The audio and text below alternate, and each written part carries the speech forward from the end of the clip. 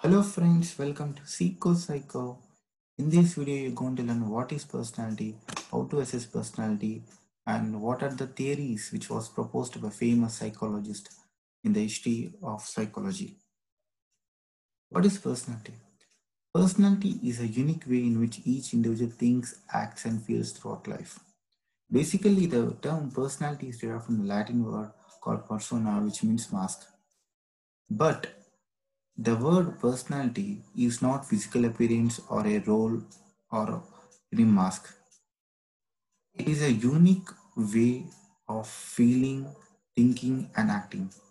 Both character and temperament are vital parts of personality. However, every adult personality is a combination of temperaments and personal history of family, culture, and the time during which they grew up. Do you think that character and temperament are the same? One is innate and other one is learned. Character, which refers to value judgments made about a person's morals or ethical behavior, whereas temperament, the biological innate and enduring characteristics with which each person is born, such as irritability or adaptability. The first theory of personality was coined by Sigmund Freud during the World War I. He analyzed the mind, which consists of consciousness, unconsciousness, and pre-consciousness. Simply, he put in an iceberg theory, where below the water surface 80% of iceberg is floating is our unconsciousness. The thing which is lying between below and above the water is our pre-consciousness. Simply we call it some subconscious mind. And the 10 or 20% of iceberg which is floating above the water is our conscious mind, which plays key role of our awareness. Here, pre-consciousness, it stores the material just beneath the surface of awareness, whereas unconsciousness is very difficult to retrieve material well below the surface of awareness. The division of personality is simply put in id, ego, superego, where id is run by pleasure principle, ego runs with the reality principle, and superego is totally moral judgment. And it is a moral watchdog. It is like pleasure, it goes the pleasure principle. Whatever you do it now. If it feels good to you. And ego is like executive director between the realist between the id and superego, and it goes the realistic function. And it's mostly conscious, rational, and logical. And superego is a part of the personality that acts as a moral center, and it's a part consciousness is a part of superego that produces guilt depending on how acceptable behavior is. One of the important stages of personality which was coined by Sigmund Freud are five. They are oral stage, anal stage, phallic stage, latency stage, and genital stage. Oral stage, which starts with the 1 month to 18 months, that is 1.5 years, where we do have energy, that is sexual energy or erogenous zone in the mouth. Weaning is nothing but stopping feeding milk to the child from the breast of a mother and now the child is fed with cup. When it is too early or too late, the oral stage may affect into some sort of psychological disorder in future stage. For example, overeating, smoking, or thumb sucking. All these are the negative effects of the oral stage, which we call as a fixation. The second stage, which goes with the anal stage, which start with 18 months to 36 months, it's around 1.5 year to 3 years. It is a toddler where a child learns to walk, crawl, and start walking with the help of walls or with the help of parents. Here, toilet training plays a key role in the development of a child, and the erogenous zone goes from mouth to anus, where a child will be happy and will be sad with the holding and holding and getting away the feces from the anus. Too much of anal training, that is toilet training, may result of some expulsive personality or retentive personality. For example, if the child rebels openly, will refuse to go to the toilet, and according to Freud, he translated that adult may develop an expulsive personality, where he sees messiness as a statement of personal control and who is somewhat destructive and hostile. Some child are terrified of making a mess and rebel passively, refusing to go at all or retaining the feces. No mess, no punishment. As adults, they are stingy, stubborn, and excessively neat. This type is called the anal retentive personality. The third stage is phallic stage. The term phallic is derived from Greek word phallis, which means penis. Phallic stage plays a key role in developing Oedipus complex and electro complex, and Freud coined that girls a unique anxiousness will develop during this stage, that they are missing that penis which boss has. So that is called penis envy. But unfortunately, this concept was highly objected by the horny, Kale Horny, and she replaced that penis envy with whom when we wear. Boys will get anxious that girls do have uterus, which will bear the child. They don't have the uterus to bear the child, and they enjoying the delivery to give birth of a child. And in the phallic stage only, most of the boys they develop a castration anxiety where they do have attraction towards their mother and they fear that the father is going to hurt their genitals. It is very common sort of anxiety, and until latest stage the children will develop their identification, which is one of the defense mechanism with the father or the mother, and they feel it is a normal. Here, electrocomplex is nothing but its opposite of Oedipus complex, where daughter loves father, whereas Oedipus complex is like son is loving the mother, where son is hostile towards a father. In electrocomplex, the daughter is hostile towards her mother. And the next stage is the latest stage, where the puberty will onsets, and the whatever uh, things which we undergo in a latest stage, the sexuality is repressed or they are totally pushed again to unconsciousness. Actually, the term latency is nothing but hidden, or latency means to stop something for a period of time. And this period will go between 6 to till the puberty, and it is the age of exploring yourself physically, mentally, and socially. And basically, these in this stage, the boys play with the boys and girls play with the girls, and they feel so shameful and so hateful towards opposite sex. Whereas at the last stage, it is a genital stage where there is a puberty onsets and there is attraction towards the opposite sex, and it controls till the a person makes intimacy with someone. And basically, these stages are psychosexual stages, and it ends with the genital stage. And further stages was developed by Erikson, one of the neo-Freudian theorists. The next person is one of the neo psychoanalyst called Carl Gustav Jung. He is one of the great personality who opposed that unconscious mind which was given by Freud. He replaced unconscious mind or personal unconsciousness with a collective unconsciousness where we share a common fears, urges, and memories from our ancestors. He believed that both personal and our collective and also our collective unconscious drive our personality. Here, collective unconscious includes memories of ancient fear and themes occurs in folk tales and cultures. These collective universal human memories were called archetypes. They mainly include anima or animals which are nothing but the feminine side of a man and the masculine side of a woman. And the shadow side or the shadow dark side of personality or devil sides which includes the aggression and plotting someone to death. The side of one's personality shown to the world is termed a persona, which is a Latin word. The next theory, which was developed by Heuristic theory or Heuristic and social cognitive view of personality. For behaviorists, personality means a set of learned responses or habits or conditions.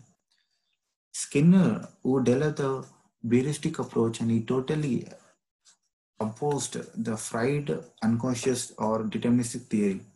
He said that our behavior is perfectly conditioned by our parents, teachers, society, or our environment through reinforcements or punishments.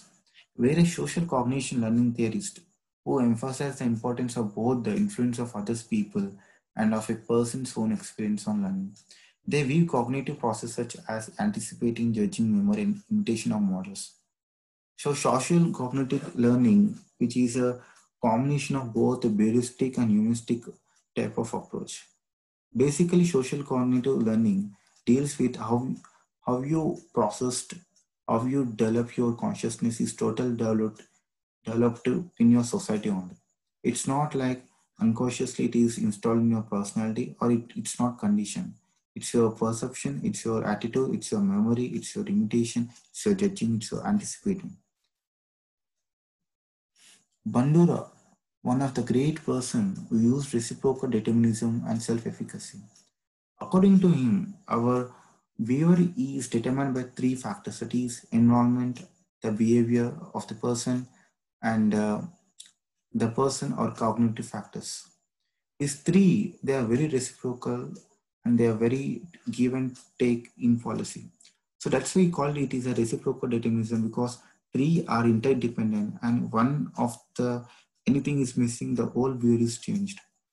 He used a great term called self-efficacy, which means a person's expectancy of how effective his or her efforts to accomplish a goal will be in any particular circumstances. Here, self-efficacy is different from self-esteem. Self-esteem having positive values a person places on his or her sense of worth. Whereas self-efficacy is like experience of how you are effective to accomplish a goal. People who are high in self-efficacy are less prone to depression, and they always strive for self-actualization. Whereas people who are low in self-efficacy may get into depression. Whereas self-efficacy will determine the potentiality and true potential of a person. Bandura BOBO ball study. It is one of the interesting study which was made by Bandura. He placed a light-weighted ball, BOBO ball, in a room, and he just kept a watch on the kids uh, how they are using the BOBO ball. There was a wrong conception that boys are more aggressive than the girls, but the BOBO ball study clearly given that it's not like that. Both boys and girls have equal amount of aggression, and it's totally determined by social, that means our society environment. If these children are placed in front of children, or in front of other children or teachers or parents, they used to play with the ball.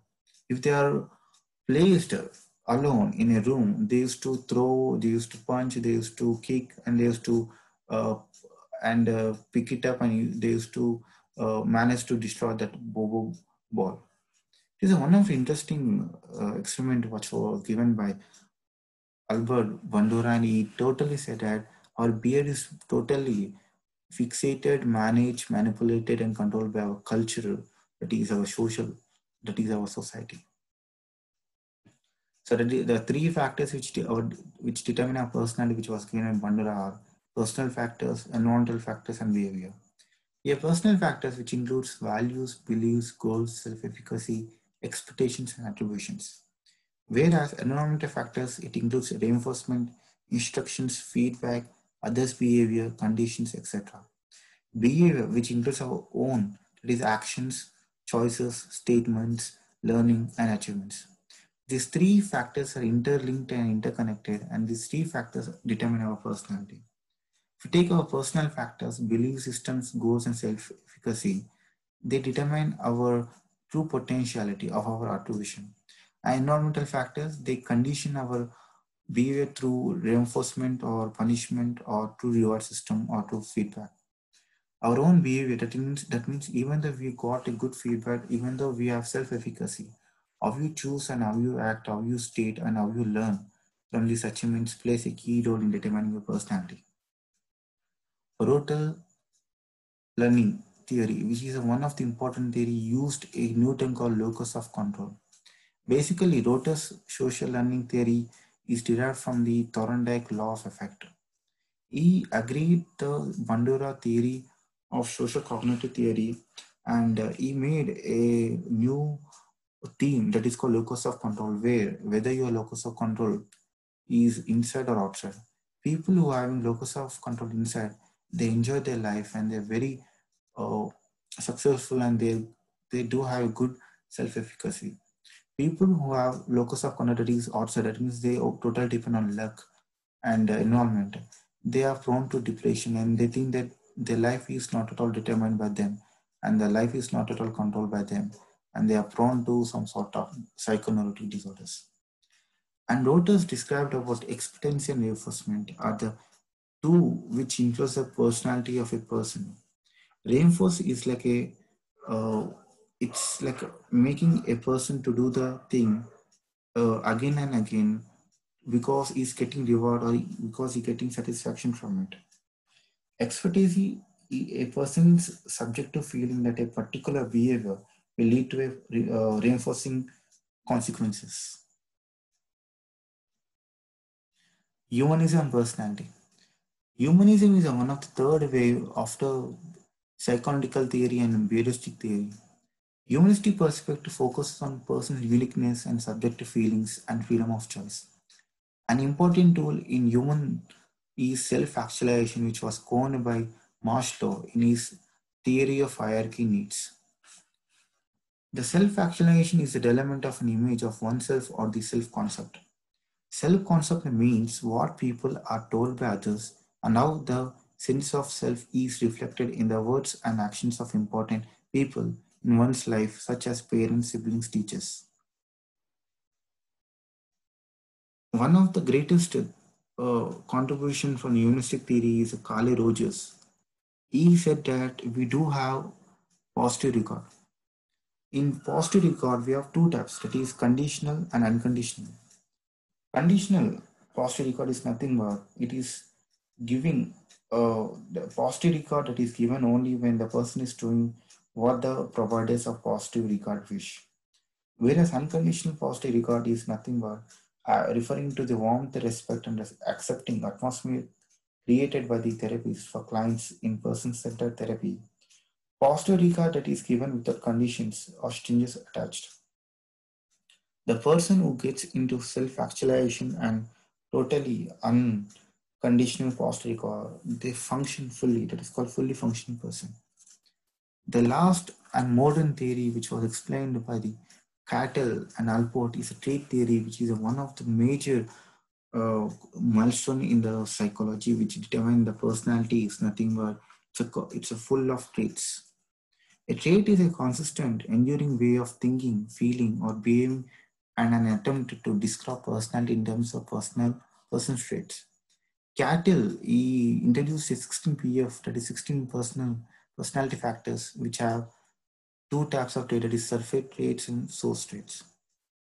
These two people, Cattell and Alport, contribute a lot to the psychology. Cattell, he did a research on 18,000 samples and he made into 200, and that made into 5 by Robert M. Crow and Paul Costa in the form of ocean, that is openness, consciousness, extroversion, agreeableness, neuroticism. Cattell made a significant development in the trait theory. He used two words called surface traits and source trait, which is very important to know in a trait theory. So surface and source, how they link, let's see.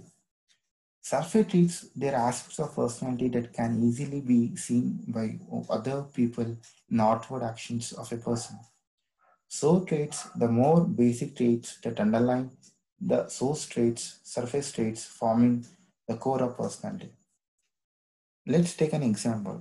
It will be so clear. If I talk about introversion, that is which is a dimension of personality in which people tend to withdraw from excessive stimulation, is a source trait, whereas surface trait is like a socially away from the people, distancing yourself from the society and always having love to spend yourself, not with others, is a surface traits which can be observable by other people. The Big Five theory model or the five factor model was given by Robert M. Cray and Paul Costa. From 16 to 5 made easy to understand the traits of a person. They made 5 distinction between the people's personality by assuming that These factors will influence our behavior and attitudes. The first one is O, which is openness. Can best be described as a person's willingness to try new things and be open to new experiences. People who try to maintain the status quo and who don't like to change things would score low on openness. The second one is consciousness. Refers to persons' organizational motivation with people who score high in this dimension, being those who are careful about being places on time and careful with the belongings as well. Someone scoring low on this dimension, for example, might always be late to important social events or borrow belongings and fail to return them or return them in a poor conditions. So basically they are non-consciousness. Extraversion. Extraversion is one of the theory, one of the concept which was given by Carl Jung, who believed that all people could be divided into two personality types, extroverts and introverts. Extroverts are outgoing and sociable, whereas introverts are more solitary and dislike being the center of attention. And people who fall between extroversion and introversion are ambiverts, who are very friendly and they know when to talk and when to be away from people. And agreeableness means it's a basic emotional style of a person who may be easygoing, friendly, and pleasant, or a crammy, and hard to get along with, who have a low end from agreeableness. The last but not, it is a neuroticism, which is a negative term. It is one of the emotional instability. People who are not emotionally stable are called neuroticism, and people who are excessive worries, over anxious and moody would score high on this dimension, whereas those who are more even tempered and calm would score low. So this is a table where a beer for low scores and a beer for high scores. If you're falling with openness, then you score high in enjoys like seeing people with the no types, be creative and total untraditional, imaginative and curious. If you are scoring low in consciousness, you prefer uh, spur of the moment action to planning, unreliable, and always pleasure seeker and careless and lax. And you're scoring high in extroversion, it means being the life of the party, active, optimistic, fun-loving, affectionate. If you're scoring low in agreeableness, you very quickly and confidentially asserts own rights, irritable, manipulative, uncooperative, and rude. If you're scoring high in neuroticism, it means you're consistently worrying about little things, insecure, hypochondriacal, feeling inadequate. So one of the main theory, one of the research which was made by Minnesota twin study, that whether our personality is derived from genetics or culture. So to study that, behavioral genetics is one of the study where it is devoted to discovering the genetic basis for personality characteristics. The Minnesota twin study revealed that identical twins are more similar than fraternal twins or unrelated people in intelligence, leadership abilities, the tendency to follow rules, and the tendency to uphold traditional culture expressions. They are also more alike with regard to nurturancy, empathy, assertiveness, and aggressiveness. The other adoption studies have confirmed what twin studies have shown. Genetic influences account for a great deal of personality development, regardless of shared or non-shared environment. So basically, genetics, they fall with a 50-50 model or 60 plus 40, depends on individual personality. But totally, monogenetic twins, they totally depend on genetics, whereas diachonic twins, they totally depend on culture and like slightly they're influenced by genetic also. So last but not least, how to assess the personality. So there are many models to assess the personality, which were developed by psychoanalytic, behavioristic, humanistic, and trait theory. Basically, psychoanalytical theory is the first theory to know how to assess the personality using projection tests like Rorschach or thematic perception test or interviews, basically interviews. So behavioristic assessments are totally, they are objective. They all totally depend on objective, not on subjective. So they do direct observation, interviews, personality inventories, and frequency counts and rating scales. The same heuristic methods were used by social cognitive therapists to know the personality of a person.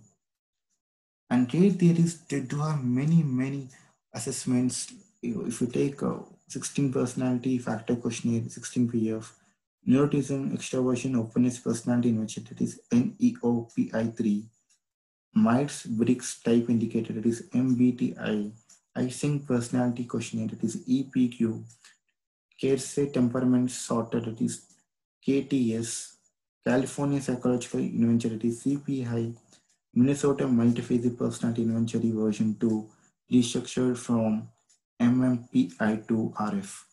The last, that Minnesota multiphasic personality inventory is a very popular.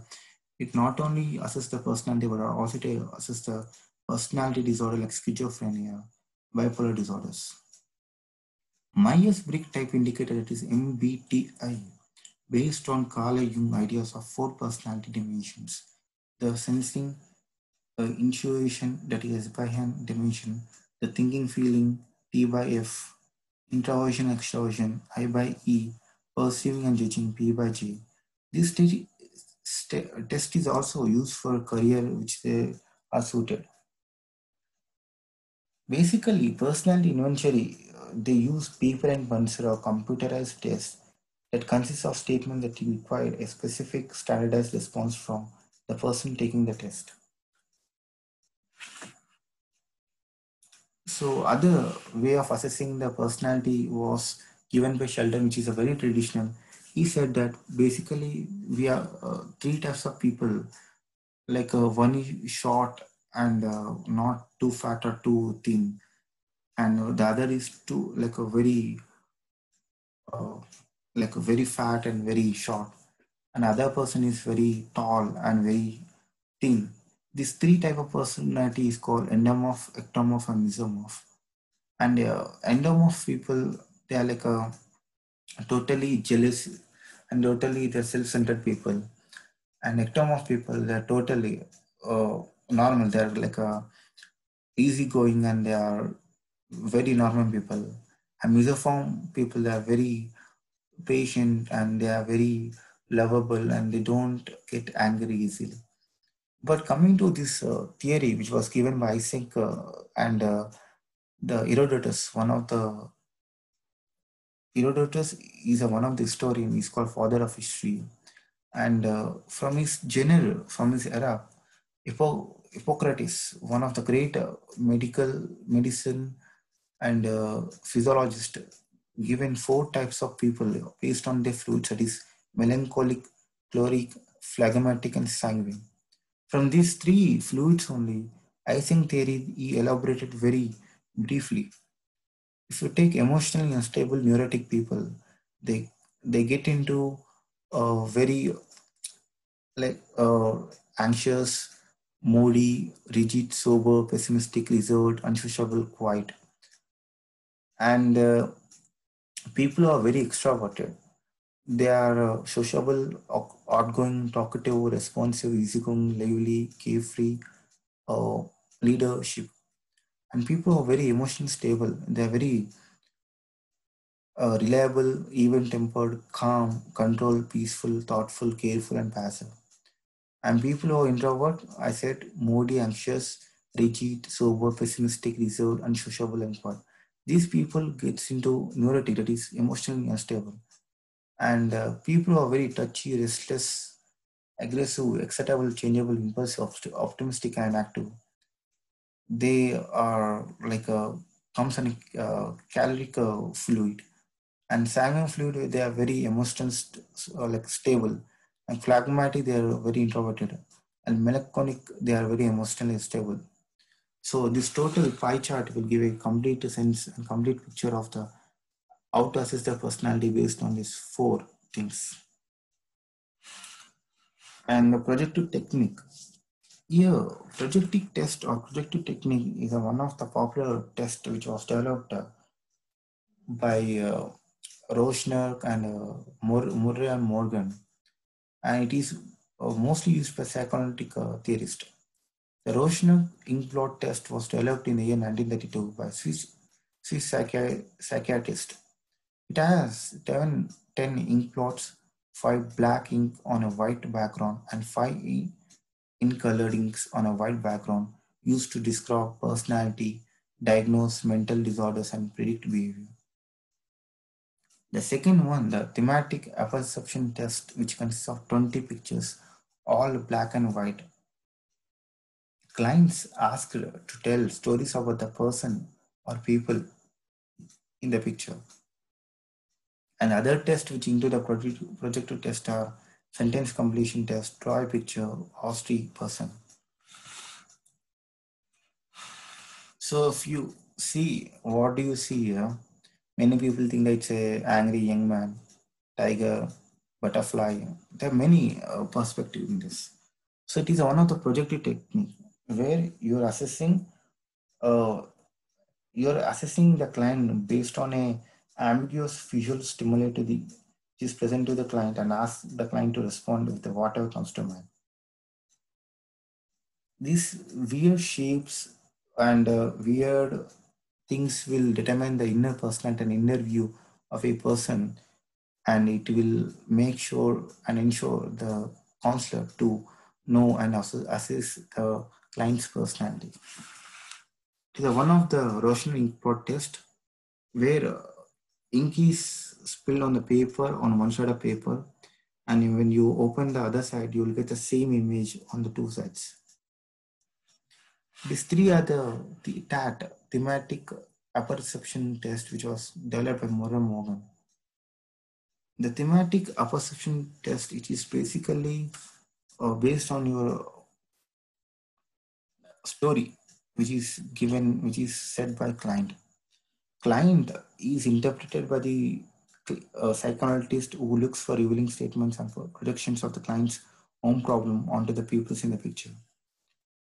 It is one of the interesting tests how you analyze the life, how you analyze the theme in your life is determined by projective test, that is a thematic apperception test, which was developed by Murray and Morgan in the year 1935. So what are the problems with these projective tests? The three problems are validity, reliability, and Allo effect. So Allo effect is nothing but it's a tendency of an interviewer to allow positive characteristics of a client to influence the assessment of the client's behavior and statements. So that's why there is a saying, first impression is a lost impression. It's not last impression. If your first impression goes wrong, he thinks that you are not fit for anything, and that belief system continues like that. It's like lost impression. Whereas validity and reliability, they are main concepts in assessing a test, or main concept of a test. To take reliability, it can be defined as a tendency of a test to give the same score every time it is administered to the same person or group of people. Whereas validity was defined as the ability of the test to measure what it is intended to measure. Both these features doesn't fit to projective test because the client may change his theme or his viewpoint towards a picture from time to time and day to day. It's not reliable. You can't get consistent results after the assessment. But still, the projective techniques got a great importance, and they are still getting into experimentation to update their projective techniques in a more viable way and to assess the client's personality. So that's all, friends.